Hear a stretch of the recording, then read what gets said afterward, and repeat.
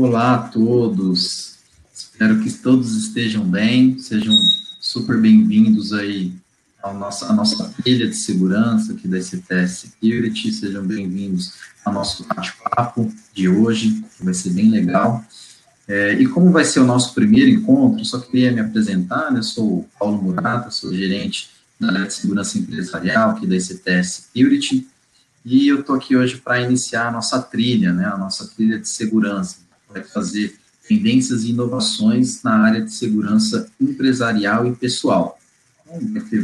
Vão haver vários encontros, né, às quintas-feiras, nesse mesmo horário, com programações super legais, trazendo conteúdo, né, rico, conteúdo para vocês, conteúdo inovador, que fazem parte aí das boas práticas de grandes empresas, de grandes corporações, com 6 webinars específicos, né.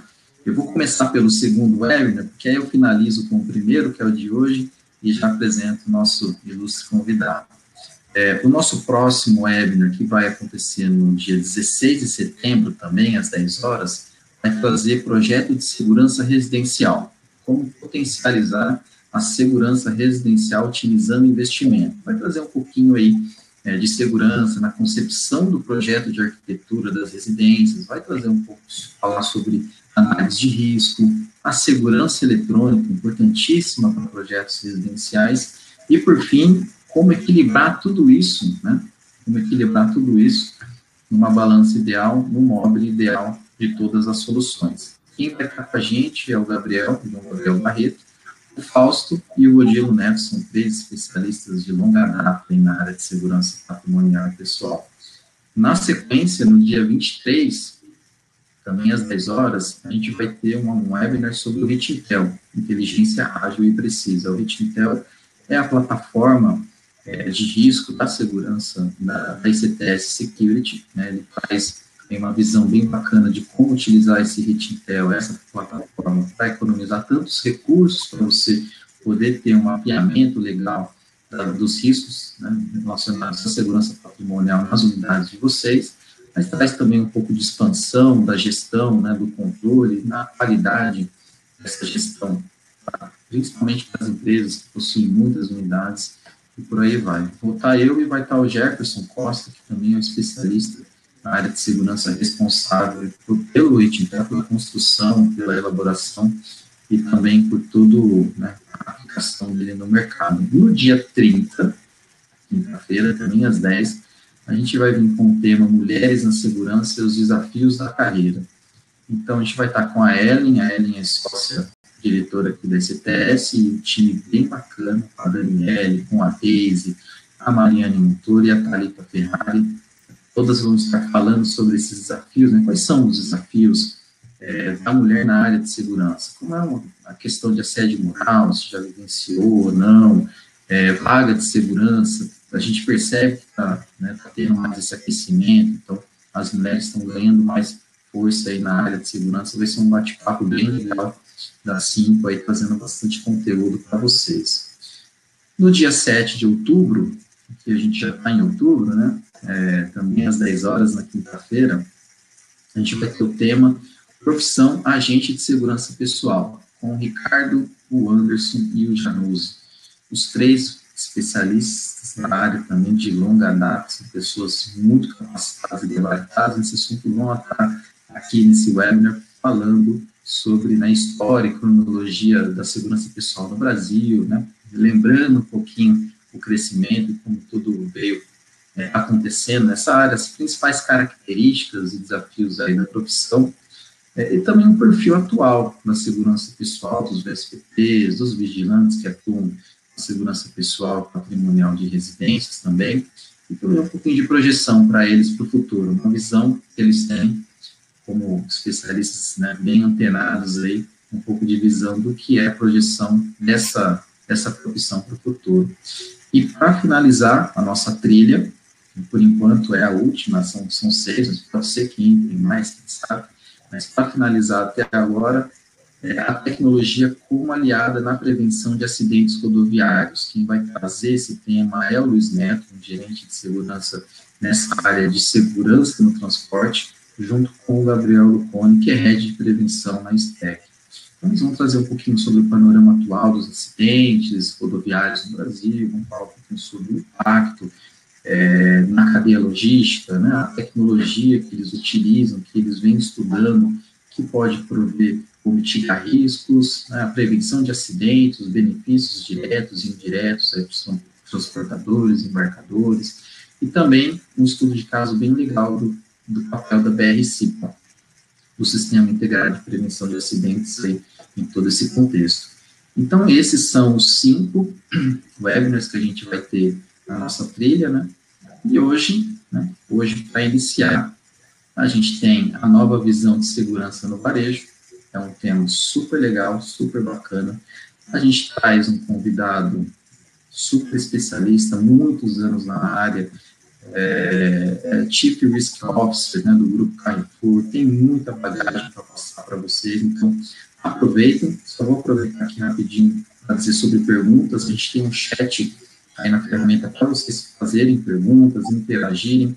Fiquem à vontade, não fiquem com timidez, podem colocar ali, não existe pergunta ruim, as perguntas podem vir, a gente vai passar para o Geron poder responder. E nesse meio tempo ele vai apresentar um pouquinho do trabalho que eles estão fazendo lá no Carrefour, no Grupo Carrefour. Então, bom dia, Geron, seja bem-vindo aí à nossa trilha, nosso primeiro webinar, e está contigo a palavra.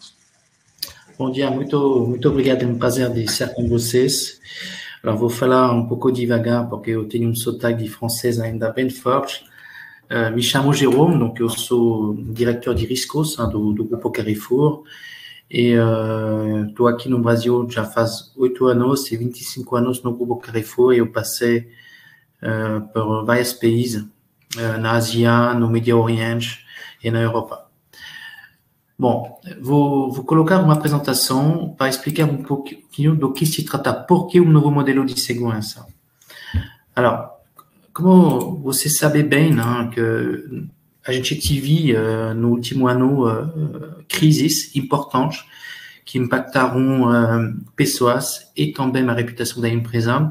A gente teve que repensar um pouquinho a nossa forma de liderar com esse tema de segurança nas nossas lojas. E a gente, para repensar, reinventar tudo isso, a gente colocou, finalmente, repensou o propósito. E no varejo, seja aqui no Brasil ou nos outros países, hoje, a gente sempre colocou segurança nas lojas por conta de problema de perdas de mercadoria. E, às vezes, era uma empresa de segurança terciarizada, às vezes são pessoas próprias, mas cada vez os números e os recursos financeiros alocados para colocar pessoas foram sempre voltados no tema de perda de mercadoria, que é um assunto muito importante no varejo, porque hoje, na maioria dos varejistas, o valor de perda, que ela seja conhecida ou desconhecida, é mais ou menos o valor do ganho, do resultado das empresas. Então, se você não tratar esse tema de uma forma organizada, a gente pode encontrar situações que as próprias lojas não são viáveis. Então, historicamente, a gente sempre colocou segurança justamente para ajudar a mitigar esse risco. Só que hoje a gente percebe que finalmente o varejo ele mudou, várias coisas mudaram. O primeiro ponto é que hoje a influência da população, da sociedade, ela é feita pelas redes sociais em vez diretamente da parte das autoridades. Significa que quando acontece qualquer coisa numa loja envolvendo uma pessoa que faz segurança, na hora depois do evento, tudo isso está aparecendo nas redes sociais com comentário e às vezes com a ausência de contexto. E é super difícil nessas situações depois de explicar, de dar esse contexto. Então, isso faz que a gente tenha que repensar de uma outra forma a nossa façon de administrar os conflitos. E o segundo ponto é que hoje os nossos clientes está aguardando outras coisas da parte de nós em termos de valor. No passado, a gente falava, olha, a gente, para ter cliente, precisava preço, precisava ter o produto, preço. Hoje, a gente vê que isso não é suficiente. Hein? O preço tem um poder, mas os valores veiculados pela empresa têm muito mais poder. Por exemplo, quando no passado todo mundo estava escutando, o que está dizendo a empresa em relação a isso? Hoje, o que faz a opinião, o que se diz sobre a empresa? Da mesma forma, a credibilidade da empresa ela vem dos comentários das pessoas na sociedade. Hein? E por isso tem várias sites que justamente estão reproduzindo as reclamações, a visão, as opiniões do consumidor em relação com a própria empresa. E na verdade, o consumidor hoje não somente ele vai decidir individualmente e ser influenciado pela própria propaganda da empresa. Ele vai olhar o que se diz em relação a essa empresa. E tudo isso faz que a gente tem que repensar o porquê a gente coloca a segurança. E, na verdade, o resultado dessa análise é que, finalmente, a proteção dos ativos, a proteção da mercadoria, a gestão das perdas não pode ser mais a prioridade número um departamento de segurança. E a gente vê, através principalmente o que a gente chama o barômetro, que são as pesquisas feitas com nossos clientes, que as pessoas estão aguardando de nós, finalmente, de promover um ambiente seguro. E, a partir de lá, finalmente, você vê que o tema de perdas vira secundário. Significa que a gente não pode mais, mesmo se você tem legitimidade, às vezes, a abordar, a fazer intervenção, fazer isso se existe um risco reputacional para a empresa, um risco também voltado na segurança das próprias pessoas. E por isso, o primeiro ponto que a gente pensou é realmente de mudar nossas prioridades. Voilà. Hoje, a gente coloca segurança nas lojas para promover um ambiente seguro. Isso significa que a gente vai ter que abordar de uma forma muito diferente de como administrar os conflitos e como administrar as situações de desvio de mercadoria que a gente tem nas lojas. E para fazer isso, tem que definir as regras. A regra é a linha vermelha. E a linha, a partir da qual a empresa tem que se posicionar de uma forma muito firme. Essas regras têm como ambição de deixar todo mundo na mesma página. E de dizer, voilà, que a empresa não vai aceitar ou praticar qualquer forma de preconceito ou discriminação. Não praticar também qualquer forma de violência física. Os colaboradores não vão se envolver ou responder a qualquer forma de agressão verbal. Ou responder ou se envolver com qualquer forma de agressão gestual e também com violência psicológica ou intimidação. Isso é importante porque se dentro da empresa você tem um colaborador que passa essa regra, que no momento de um conflito acabou a responder de uma forma agressiva, isso é a linha vermelha e a gente não vai aceitar. Essas regras de ouro são conhecidas para todos os funcionários, são também dentro do nosso código de ético e se aplica nesse caso a política de consequência de tolerância zero. Donc, isso foi importante para colocar todo mundo na mesma página. Depois, a gente iniciou a pensar, mas nessa situação, como administrar os conflitos? Nas lojas, você tem vários tipos de conflitos. Conflitos que são, na maioria, comerciais, que são voltados a uma divergência em relação a um preço, a uma divergência em relação ao entendimento de uma promoção, a uma divergência em relação também a um outro cliente. Então, tem várias situações que geram conflito. E até agora, o papel da segurança era de ir no lugar onde tinha o conflito e o funcionário que está envolvido com a situação acabou a delegar para a segurança a gestão desse conflito. Só que esse fiscal, essa pessoa da segurança, na maioria dos casos, eles não têm uma visão do contexto e, às vezes, a autonomia para resolver isso. E, finalmente, querendo, com boa vontade, resolver o conflito, ele acabou se envolver e fazer crescendo, finalmente, a situação de conflito. Donc, a gente tive que pensar, mas como vou responsabilizar cada pessoa que está envolvida num conflito de uma forma que esse conflito seja depersonalizado e que a gente dá mais autonomia a cada funcionário para resolver isso. Exemplo, se você tem, por exemplo, um conflito na frente de caixa, no momento do pagamento, qual que seja a origem do conflito, a gente precisa dar dicas, protocolos, orientações muito simples a cada operador de caixa para poder atuar. E o modelo de gestão de conflito que a gente definiu é o seguinte, é um modelo que finalmente me foi inspirado quando eu estava trabalhando na Ásia, de uma forma de conduzir os conflitos lá na Ásia. E lá, na verdade, você faz a diferença entre dois tipos de situações. As situações que a gente chama de racional e situações que a gente chama de irracional. Qual é a diferença entre os dois? Uma situação racional de conflito é quando você tem possibilidade de conversa, quando tem empatia, quando existe conexão entre as pessoas que fica ainda positiva. Irracional é o contrário, é quando lá o conflito acabou de entrar numa relação interpessoal. Por exemplo, quando uma pessoa inicia a falar palavrões, isso é irracional.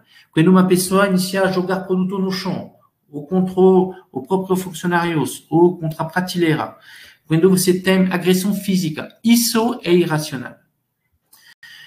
E até agora a gente estava administrando os dois tipos de conflito de uma forma simples, desresponsabilizando finalmente os próprios funcionários que ficavam na cena e pedindo ao próprio fiscal de entrar em comunicação com o agressor.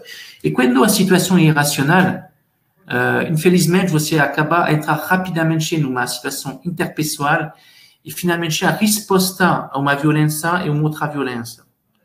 Então, no conceito que a gente pensou é o seguinte, primeiro ponto, a gente não podemos delegar a gestão de conflito só à segurança. A segurança tem um papel, sim, mas um papel que não é de resolver todas as situações conflituais que podem acontecer no ambiente comercial. O próprio funcionário que está envolvido num conflito, ele tem que, no nosso protocolo, definir se está numa situação racional ou irracional.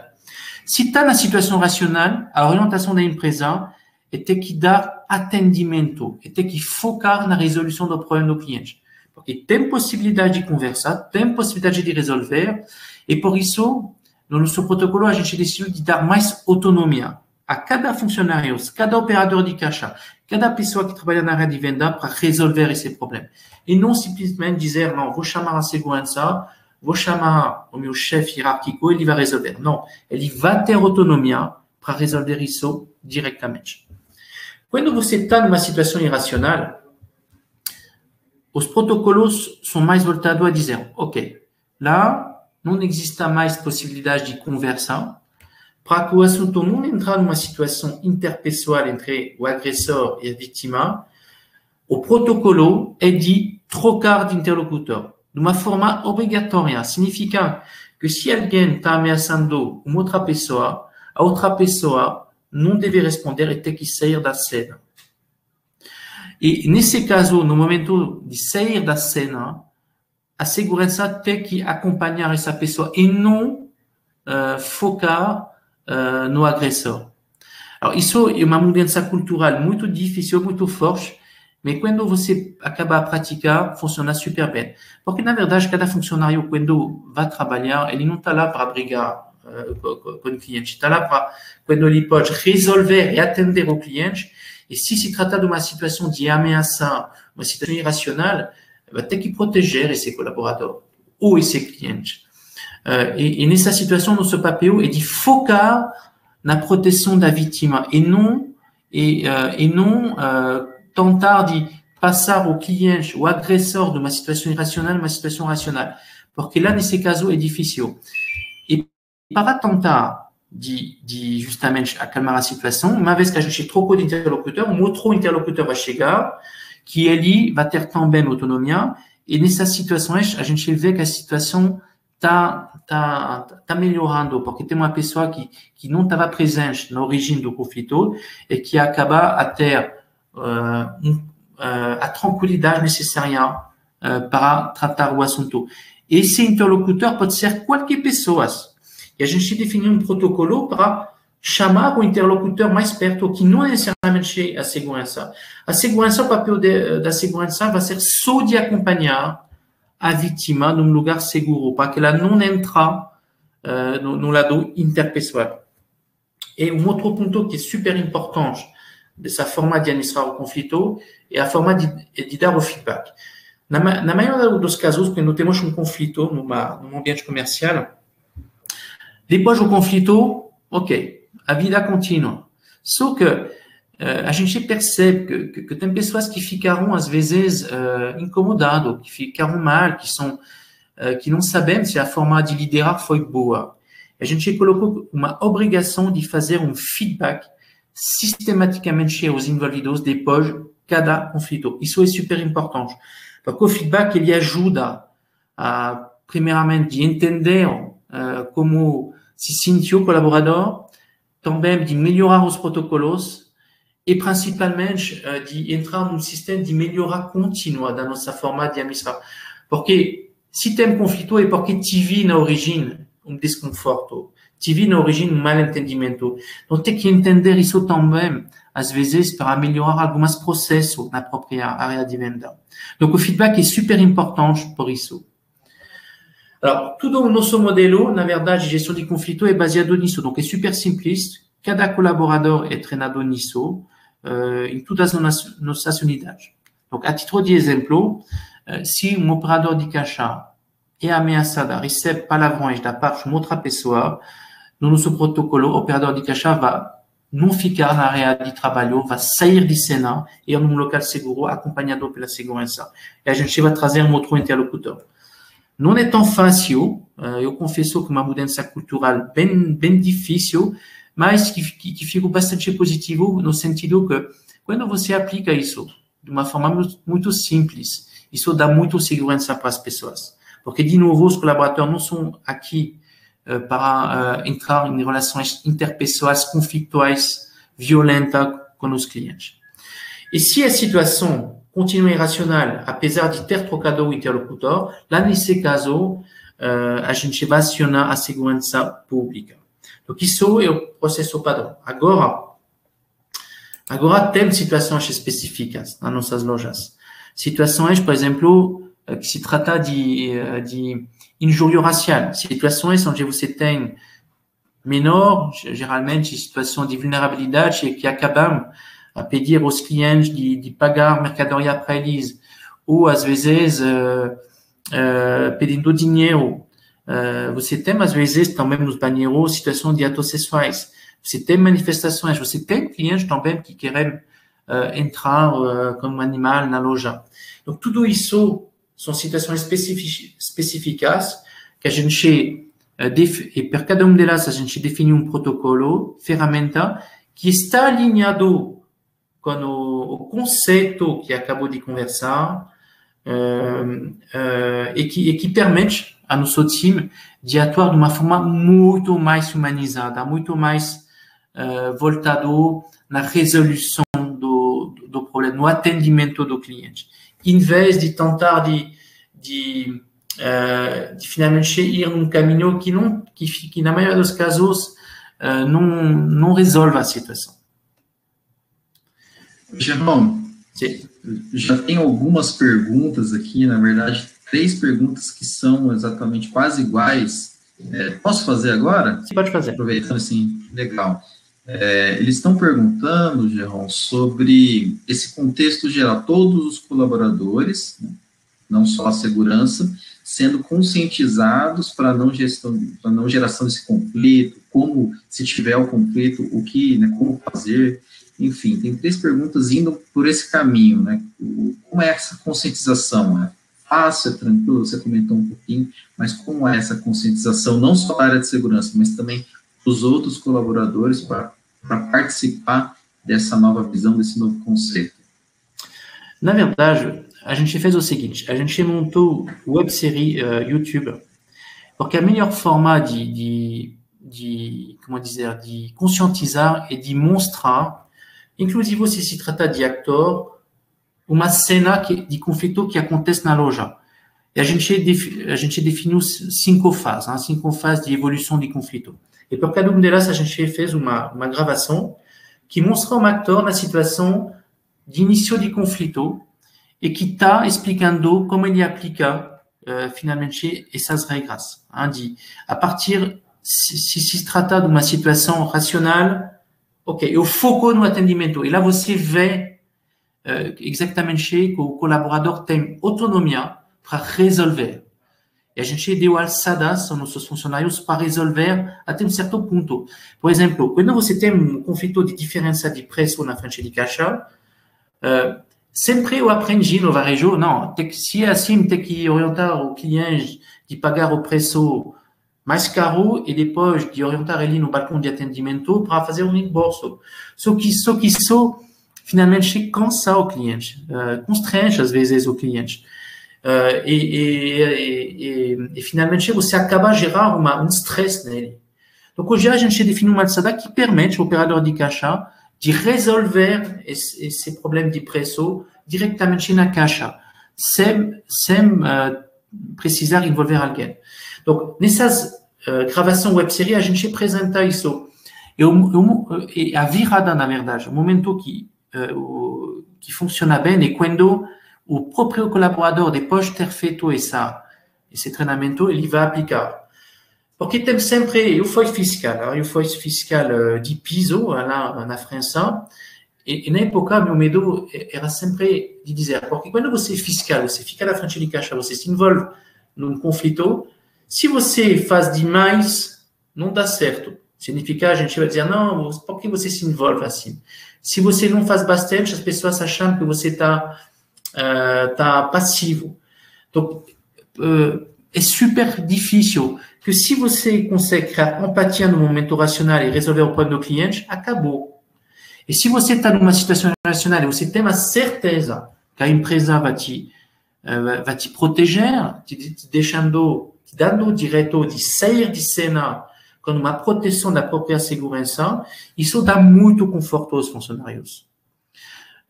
E finalmente o exemplo acabou a virar positivo para o restante dos funcionários. Donc a conscientização ela aconteceu assim, através web-série YouTube que representa cada fase de gestão de conflito, mostrando finalmente uma situação que acontece de uma forma frequente e a resolução, e do outro lado, através do exemplo da aplicação que acabou a viralizar para os outros funcionários. Muito bom, João. São vários meios de se passar essa informação, né? A gestão da mudança, ela faz muito isso, de você trazer vários meios, vídeo, a conscientização ali, o exemplo, né? Exemplo realmente é raça. Então, no dia a dia, as pessoas vão mudando, as pessoas vão entendendo ali, olha, tá todo mundo fazendo isso agora, esse é o modelo certo, a companhia orientando sempre também. Bacana. Respondido aqui as perguntas. Obrigado. O feedback também é super importante, porque isso não é uma prática da empresa. E o fato de receber um colaborador envolvido na gestão de conflito no escritório do diretor da loja para pedir o feedback e às vezes dar um apoio psicológico, porque às vezes isso acaba a envolver o psicológico das pessoas. Isso é super importante, porque você está valorizando finalmente a importância que dá a empresa para resolver conflito. E esses feedbacks são realmente chave no momento de aculturar finalmente os funcionários. Depois, no varejo, no ambiente comercial, você tem o que a gente chama o desvio de mercadoria. Isso é uma realidade. A gente viu que a gente vai dar um novo papel ao time de segurança que é um papel muito voltado na humanização, no atendimento do cliente, na resolução do problema e da proteção da vítima em caso de conflito. Mas, mesmo assim, você tem situação de desvio de mercadoria. Isso é uma realidade do varejo desde que o varejo existe. Tentar de dizer que isso não acontece não é verdade. Acontece e são os valores muito significantes, que pode até 3% das vendas. E quando você tem uma lucratividade de 1, 2%, se você não administrar essas situações de uma forma correta, você acaba a ter prejuízo muito grande. Alors, quando a gente falou, vamos pensar um novo modelo, como administrar essas situações? Porque a gente não pode deixar também a situação de impunidade em relação a isso. Tem que, a um momento, ter uma abordagem em relação a isso, o desvio de mercadoria. E lá, a gente dividiu, fizemos a decomposição, a divisão do tipo de desvio de mercadoria em função de 3 grupos. Os desvios de mercadoria vamos dizer, de baixo impacto financeiro, degustação, furto perfumé, primeiro furto, produto esquecido na caixa, antena tocando na frente de caixa, que são as bolas amarelas. Depois, outros grupos, os desvios de mercadoria que têm valor financeiro médio, em termos de impacto, que são os furtos, às vezes, de mais alto valor, ou reincidentes de baixo valor, e também os furtos que têm risco reputacional muito alto e também risco financeiro muito importante, que são riscos que são voltados à situação de arrastão acontece. A gente é uma prática que acontece nas lojas do varejo, um grupo de pessoas que acabam a entrar e desviar muita mercadoria. Furto em grupo também, são quadrilhas organizadas, até profissionais às vezes, que acabam a desviar mercadoria em grupo de uma forma profissionalizada. E você tem pessoas também que acontece que fazem desvio de mercadoria de um valor muito alto. Mas isso, gente, esse tipo de desvio de mercadoria, as pessoas envolvidas é muito, muito baixo em termos de pessoas. 99,9% dos nossos clientes são os clientes que estão aqui fazendo compras normalmente. Só que tem esse pequeno percentual que acabou a gerar um impacto financeiro importante para a empresa que tem que ser administrado. É por isso que a gente decidiu de ter um modelo voltado nessa 99,9% dos clientes. Mas a gente tem que repensar agora como deve atuar esse time na frente desse tipo de desvio de mercadoria. Primeiro ponto sobre tudo que está voltado nas temas de risco financeiro baixo, a gente tem que pensar de uma outra forma. Por exemplo, quando você tem hoje um produto que não passou na caixa, que não foi registrado, hoje a gente acha que é melhor porque a gente pode esquecer que a segurança tem um papel de orientar o operador de caixa que vai orientar o próprio cliente, não serve de aguardar o final do pagamento e depois abordar o cliente, porque isso gera conflito por nada. Da mesma forma, se você tem pessoas que estão em situação de fome, de vulnerabilidade, nós, no varejo, temos muito produto que a gente faz doação aos bancos alimentares. A gente tem também condição de ajudar essas pessoas através de ONG, associação. E se você tem também pessoas em situação de vulnerabilidade que ficam lá pedindo dinheiro, a gente consegue, com o conselho tutelar, com as associações, a fazer um trabalho mais local, onde você não dá uma resposta de segurança a um problema de desvio de mercadoria. E isso é hoje o nosso grande diferencial. É que sobre esse tipo de situação, hoje a gente não está dando uma resposta de segurança nisso. Mas, se a situação virar não mais um problema social, mas um problema, vamos dizer, de renda, de reincidência, nesse caso, a gente definiu um novo protocolo também de abordagem. E se trata de uma situação tão difícil, às vezes, pelo fiscal de fazer, porque voilà, você acaba abordando uma pessoa. Donc, tem algumas regras voltadas a ter a certeza, mas tem que ter também regras de análise a 2 níveis desse tipo de decisão. Hoje, a gente não está orientando os times a fazer abordagem só porque, a momento, eles tiveram prova. Tem que ser bem avaliado caso por caso. E se, ao momento, a gente vê que a abordagem está trazendo risco para as pessoas, a gente acaba a fazer trabalho com as autoridades policiais. Significa que, nessas situações, em vez de fazer a abordagem, a gente recolher as informações, a gente entrega isso aos policiais, que depois, através de BO, vão fazer trabalho de inteligência. Então, cada vez mais a gente usa a tecnologia. Dos métodos que a gente usa é a bodycam. A gente fez investimento muito grande em relação a isso, para também trazer essas evidências, para também proteger o próprio colaborador no momento das abordagens.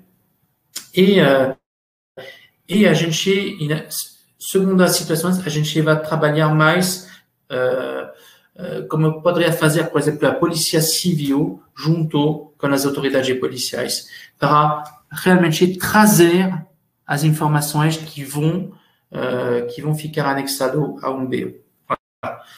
Donc, por cada tipo de situação, a gente tem protocolos, tudo isso está definido, donc, os times são orientados, mas é mais ou menos, em resumo, assim que a gente está trabalhando sobre esse tema de desvio de mercadoria. Jean, tem mais algumas perguntas aqui. Posso? Pode. E aí, só um pedido que fizeram, se dá para colocar em tela cheia, aí no cantinho esquerdo, acho que tem um botãozinho para colocar em tela cheia, isso, se vai impactar alguma coisa, acho que tinha algumas coisas escritas pequenininhas ali, mas enfim, o pessoal está falando sobre a bodycam. Você comentou agora da bodycam, né? Veio duas perguntas perguntando, é difícil, é caro a bodycam, como é que é implantar uma bodycam? E é só, né, um parênteses aqui, bodycam, tinha aquela câmera que vai na lapela do vigilante, né, o João vai explicar um pouco melhor aí.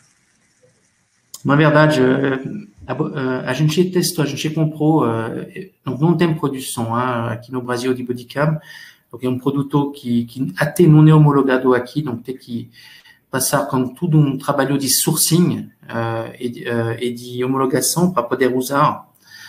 Hoje é usado, na maioria dos casos, pelos policiais, que têm esse tipo de ferramenta. Mas o teste que a gente fez, principalmente na região do Rio Grande do Sul, e as pesquisas que foram feitas demonstraram realmente uma mudança muito radical na forma de conduzir os assuntos. Por quê? Porque quando você acabou a se envolver num conflito, abordar uma pessoa que desviou mercadoria, naturalmente, as pessoas que ficam no entorno, eles têm a tendência de pegar o celular deles e de gravar. E depois, finalmente, sem ter a visão do contexto. E o fato de você já filmar e que essa câmera está no lugar mais perto do conflito, porque são as câmeras que vão gravar não só a imagem, mas também a voz, o que está acontecendo. Você acaba a realmente mostrar finalmente o contexto. E finalmente, isso acaba finalmente a acalmar as situações. E a gente viu que quando você faz uma abordagem num conflito, num desvio de mercadoria, uma pessoa que tem uma bodycam, finalmente, a situação é muito mais calma, porque as pessoas acabam de dizer, não, se estou fazendo uma coisa errada, eu vou ser filmado, vou ser gravado. E que quando se trata de outras pessoas que estão gravando, você não sabe se a pessoa entendeu o contexto, como ela vai interpretar essas imagens. Isso trouxe muita segurança para nossos próprios funcionários, mas também para os clientes. E as pesquisas foram super positivas. Agora, trazer essa tecnologia no Brasil não é fácil. Não é fácil, a gente está trabalhando nisso, a gente já conseguiu fazer em algumas lojas. O preço, na verdade, ele sabe, quando eu vejo o preço de um CFTV, que a gente tem, o preço também reputacional que pode trazer uma situação de conflito, posso te dizer que 4 bodycam numa loja, claro que é mais caro que uma câmera tradicional, mas não é mais caro que uma dome câmera, por exemplo, uma câmera com visão a 360 graus, donc um investimento que vale a pena. Agora o desafio é mais a importação. Respondido. Acho que a tecnologia vindo aí para principalmente inibir alguns atos. E se tiver um incidente, né, João, aí vai ter gravado, vai estar o áudio, não vai ser uma gravação direcionada, que nem você comentou, um celular que grava só um pedaço, grava no ângulo, que ali está, né, a pessoa que está gravando tem um ângulo, tem uma percepção diferente, então o vigilante está ali próximo, tem que estar, inclusive, né, porque está tendo um incidente, e está gravando, e simplesmente o fato dela estar sendo gravada já traz um pouco de inibição, sensação de segurança, que nem você muito bem comentou. Legal, muito bom. Voilà. Alors, depois de tudo isso, a gente trabalhou sobre várias frentes também. A primeira das frentes que foi trabalhado é a governança. Eu acho que, mesmo se a prevenção de riscos, a gestão de riscos, não sei, segurança, pode ter várias nomes, o que está importante é que a gente tem a autonomia. A autonomia é tant através allocação do recurso, donc é super importante de ter uma visão do recurso que vão ser alocados tant em termos de operação que de investimento, e que exista uma real independência. Isso é super importante, e o verdadeiro indicador, finalmente, da eficiência do modelo são os clientes, são os verbatim dele, são os comentários dele. É por isso que hoje a gente não coloca mais a tema de perda como indicador de eficiência. Isso é mais, a perda é mais uma eficiência operacional. Às vezes eu falo de indicador de doença até. Hoje o indicador melhor em termos de segurança é a pesquisa de clientes que vai na experiência de compra dele medir qual foi a sensação dele, o sentimento que ele teve. E a partir disso, você consegue ter realmente uma visão da eficiência do modelo. Outro ponto também que ajuda para medir a eficiência do modelo de segurança é de sempre, além da visão do cliente, é de sempre ficar muito pesquisando através da visão dos nossos próprios funcionários das temas que a gente chama de ESG que impactam a própria unidade. Me explico um pouquinho. Eu cuido de todos os riscos da empresa. Significa que a minha preocupação é de saber quais são as tendências que impactam as operações. E você vê que existe entre duas unidades diferença muito grande. E hoje, eu acho que é importante que a segurança, para avaliar o modelo dele, para avaliar os recursos que ele vai colocar, que ele faça uma avaliação socioambiental de todos os temas que impactam a sociedade e que acabam a se repercutir na própria loja. Se você tem numa loja, por exemplo, um problema de pessoas menores em situação de vulnerabilidade, problema de ato sexual nos banheiros, você tem que dar, através dos protocolos e através desse trabalho junto com a comunidade, com as autoridades, com a associação na própria loja, uma resposta alinhada a 4 mãos. E não só um protocolo com um modelo de segurança que vai dar uma resposta repressiva. E por isso você tem que ter um conhecimento muito forte da unidade, de quais são os problemas da sociedade que impactam a própria unidade. E a partir disso se faz através pesquisa dos nossos funcionários, principalmente. E fazendo isso, você acaba de dar uma resposta que está alinhada com as preocupações, com o entorno da sua loja. E por isso que cada vez mais os times de segurança têm que entrar nas temas que a gente fala de ESG, que são voltados na visão socioambiental que pode trazer negócio para a sociedade. Voilà. Donc, são os dois pontos-chave. Depois, lá não vou entrar em todos os detalhes, mas a gente tem todo a tema que está voltado no controle da qualidade operacional, do assessment socioambiental de cada unidade, da forma, e eu já conversei disso, de capacitar.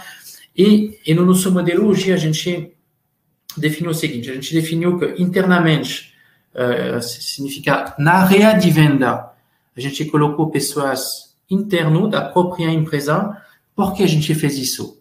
A gente fez isso porque, na verdade, eu falei que 99,9% dos nossos clientes são os clientes que querem ser atendidos. Então, o nosso pessoal de fiscalização, de prevenção que está lá em contato com os clientes, eles têm que ter o perfil comercial, de atender o cliente, ter o perfil de resolver o problema do cliente. E isso vai ser quase 99% do tempo dele. Então, se você dá um perfil muito segurança para essa pessoa, você acaba a não atender 99% dos clientes que vão querer só, às vezes, uma orientação em relação ao preço, a um desentendimento comercial, etc. Mas temos também problema de segurança nas lojas. A gente falou de desvio de mercadoria. Nos entornos das lojas temos também, às vezes, problema de segurança. Existe. E lá, nesse caso, a gente continua a usar a empresa terceirizada de segurança certificada pela Polícia Federal, que passam por due diligence interno, para justamente trabalhar esse tema de segurança, mas do lado externo. Do lado interno, a gente precisa de pessoas que têm autonomia, que têm conhecimento da empresa, dos processos, para atender de uma forma preventiva, positiva, os nossos clientes.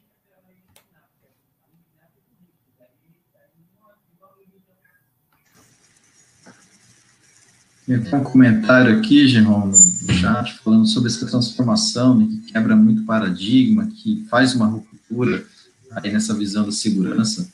Acho que está bem em linha aí com o que você está apresentando, né? Muitas pessoas perguntando de novo sobre a bodycam, sobre a utilização da bodycam.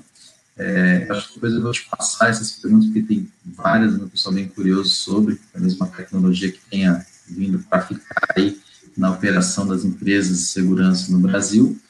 E tem uma pergunta bem legal sobre diversidade, Jerome. Se vocês estão olhando para a diversidade na área de segurança, se tem algum programa, alguma dica aí legal para o pessoal sobre diversidade. Alors, na verdade, sobre a diversidade, é uma tema que a empresa trabalha de uma forma muito forte desde 2011. Na tema de segurança, a gente montou 4 tipos de treinamento voltado a nosso pessoal de fiscalização nas lojas. E a gente já, desde 2011 até agora, fizemos 4, programas voltados na diversidade. Antes da situação que aconteceu lá em Porto Alegre, a gente tinha mais ou menos 65% de pessoas da própria time de fiscalização do Carrefour que se autodeclaram negros e mais ou menos 28% de mulheres. Agora, isso foi um engajamento forte que a gente tomou depois dessa tragédia, e somos a 79 mais ou menos % de pessoas que se autodeclaram negros e a gente não chegamos ainda a 50% de mulheres, mas a gente quer chegar nisso. Hoje somos a 38% de mulheres no time de prevenção. Donc, esse tema é super importante e o nosso programa se chama assim, Eu Pratico Respeito. Só que se você treina as pessoas da forma tradicional e que você não toma em consideração o fato irracional das situações que podem acontecer nas lojas, você pode fazer qualquer treinamento, qualquer trabalho, não vai dar certo. Porque uma vez que o cérebro do ser humano entra numa situação emocionalmente forte, ele acaba finalmente a esquecer as orientações protocolos. Então, o segredo realmente dessa mudança é de não chegar lá. Se estou entrando num envolvimento emocional muito forte, eu preciso sair. E até se eu vou iniciar meu trabalho e que não estou numa situação psicológica boa, eu tenho que sair. E todo o trabalho tem que ser feito através desses protocolos, justamente, para evitar que, finalmente, a emoção, a violência traz mais uma violência. Isso não é fácil. Não é fácil e realmente é o grande desafio desse novo modelo. É um grande desafio, né? O Moser também trouxe aqui, acabou de chegar, João, perguntando sobre as escolas de segurança. Será que eles podem ajudar a gente, que gestores de segurança, nessa transformação, auxiliar nesse modelo de segurança? O que você acha? Acho que é um caminho que a gente vai ter essa parceria aí com as escolas de segurança, até as empresas terceirizadas de segurança? Na verdade, a gente optou para trabalhar só com a empresa de segurança através do modelo de vigilante no entorno da loja. São empresa de segurança. Hoje temos quase 3 mil vigilantes na nossa empresa. Vigilantes que estão aplicando, que são, em termos de diversidade também, alinhados com os objetivos que a gente se deu internamente, mas também que estão aplicando esses programas voltados na conscientização dos modelos de gestão de conflitos e também de desvio de mercadoria, e que também usam a bodycam. Isso hoje é uma obrigação que a gente está dando às empresas de usar a bodycam para poder trabalhar conosco. Então, hoje, a reação das empresas de segurança foi muito positiva. Alors, existe, eu acho, oportunidade daqui para frente, porque hoje, se a gente internaliza as pessoas que fazem trabalho de fiscalização, vamos dizer, de atendimento aos clientes, é porque eu acho que o treinamento, a capacitação dessas pessoas, ela tem que ir nessa direção também. E nos outros países onde eu trabalhei, você tinha não só vigilante que estava produzindo um modelo 100% de segurança, você tem também o vigilante que tem uma preparação sobre esse tema de atendimento dos clientes, gestão de conflito, de fiscalização, de fiscalização de um procedimento de prevenção de perdas. Hoje isso não existe, não está ainda muito na legislação bem definido. E você tem muitas empresas de segurança que acabam a propor fiscal de piso, só precisa que o mercado trabalhe realmente sobre como dar um contexto mais jurídico nisso, como capacitar essas pessoas para poder atender isso. Porque por esse motivo que hoje a gente considera que existe uma capacitação boa das empresas de segurança que trabalham com a acreditação da Polícia Federal no entorno da loja, mas que por enquanto a gente tem que internalizar o nosso pessoal, porque não existe ainda o contexto jurídico e de preparação para poder terceirizar essa atividade. Legal. Muito bom, João. Eu vou aproveitar aqui alguns elogios que estão chegando no grupo, tá? A live está ótima, webinar, conteúdo, falando super bem sobre esse pioneirismo. João, vai aqui também, meus parabéns aí para o Grupo Carrefour, para você encabeçando isso, né, João? Pioneirismo, porque ser pioneiro tem que ter coragem, né, tem que desbravar, tem que, né, tirar o que foi um empecilho ali, e tem que aprender com os erros também. Acho que com certeza vocês devem ter aprendido bastante com os erros, mas não pode desistir, tem que ter sempre perseverança para poder atingir os objetivos, né, que ainda não estão, como você comentou, da participação das mulheres, ainda não bateu 50%, mas está caminhando para, acho que aí é o grande diferencial aí dessa nova visão que você está trazendo. Então, aproveitando que tem muita gente dando parabéns, vou dar também os parabéns por essa coragem aí no pioneirismo, trazer essa nova visão à nossa área de segurança, que precisa olhar com mais carinho a diversidade, que nem você comentou, recursos de inibição, a cordialidade, as regras de ouro, né, a não violência, pacto com não violência, não precisa ser violento, o vigilante não precisa ser, pode ser grande, forte, não tem problema nenhum, mas não precisa ser violento, troncudo, não precisa toda hora resolver o conflito com uma imobilização ou algo do gênero, tem, né, um atendimento cordial, 99% das vezes, que nem você comentou, o cliente quer ser atendido, ele viu um preço diferente, está ali, enfim, né, ele quer ser atendido, ele quer comprar, ele quer simplesmente ali que deem atenção para ele, então a gente não precisa tratar ele com truculência, com não cordialidade, e a verbalização com cordialidade, com respeito, como você comentou, é super, super importante, mitiga, inibe muitos incidentes de acontecer. Para ali, né? Para ali no racional, não precisa partir para o irracional. Quando tiver irracional, é claro, foco na vítima, né? Não vai lá para brigar com o agressor, você vai lá para proteger. Muito bom essa visão. Então, parabéns aí, viu, Giron? Para você, parabéns para o Grupo Carrefour, para todo mundo, que o time deve estar super envolvido aí nisso. Então, parabéns mesmo, né? O Paulo Musa comenta, né, é muito difícil promover a mudança. É sim, é bem difícil promover a mudança, né, João? Fácil não é, né? Tem que acordar todo dia cedo e trabalhar até de noite para promover uma mudança, porque não é fácil, ainda mais mudança de conceito, né? A cultura tem que ser mudada, então não é fácil não, mas, de novo, parabéns aí para você, João, para todo o Grupo Carrefour. Infelizmente, a gente está chegando ao fim, né, já estamos batendo aqui o horário. Você tem mais alguma consideração final, Jean, a fazer? Não, muito obrigado.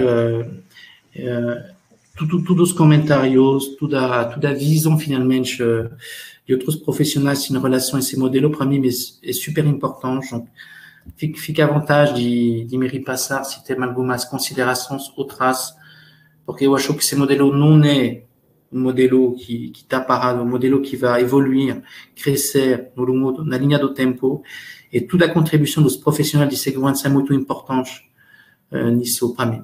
Muito obrigado para tudo. Obrigado ICTS também, porque esse modelo foi construído em conjunto com o ICTS. Por isso que estou aqui hoje, também para realmente honrar o trabalho que foi feito conosco sobre esse tema. Muito bom, João. A gente que agradece aí pela confiança, né? Estarmos juntos. Então é isso, gente. Obrigado aí da participação de todos. Espero que tenham aproveitado. As perguntas eu me coloco aqui à disposição para depois responder juntamente com o João. Bastante pergunta aqui, principalmente sobre bodycam. A gente está respondendo todas, mas depois esse conteúdo também vai estar disponível no nosso canal do YouTube. Vocês podem entrar, né? Quem chegou atrasado pode voltar e assistir desde o começo. Obrigado de novo pela participação de todos e vamos lá, né? Vamos praticar aí as regras de ouro, praticar respeito, a não violência, fazer a gestão da mudança na área de segurança que precisa, e não é só com palavras, tem que agir, tem que trabalhar forte para isso acontecer. Né? Então, obrigado a todos e até a próxima. Né? Quinta-feira temos mais um web. Até logo. Obrigado a vocês. Até logo. Tchau, tchau. Tchau, tchau.